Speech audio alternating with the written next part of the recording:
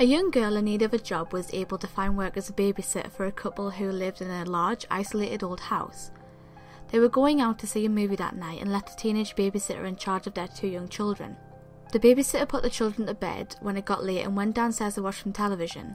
She was getting comfortable when she heard the phone ringing.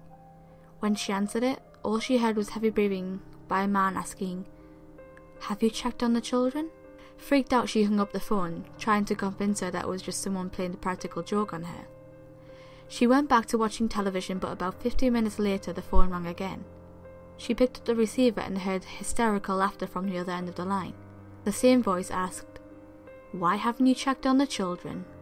The babysitter slammed down the phone. The poor girl was frightened out of her wits and immediately called the police. The operator at the police station told the babysitter that if the man called again, she should try to keep him talking. That would give the police time to trace the call. A few minutes later, the phone rang a third time, and when the babysitter answered it, she heard the heavy breathing again. The voice on the line said, "You really should check on the children."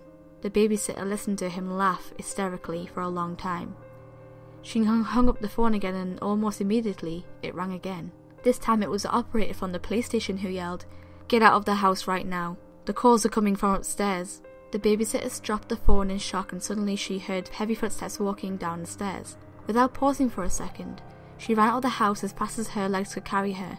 Just as she closed the front door behind her, a man's hand slammed against the glass. She screamed and ran out onto the street just as the police car was pulling up outside.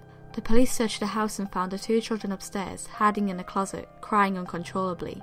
In the parents' bedroom, they found a bloody axe lying on the floor next to the upstairs phone. The back window was wide open and the curtains were blowing in the breeze. There was no sign of the madman who had made the phone calls. He had escaped into the night when the police arrived and managed to interrupt his horrible plan to kill the 2 children and the poor babysitter.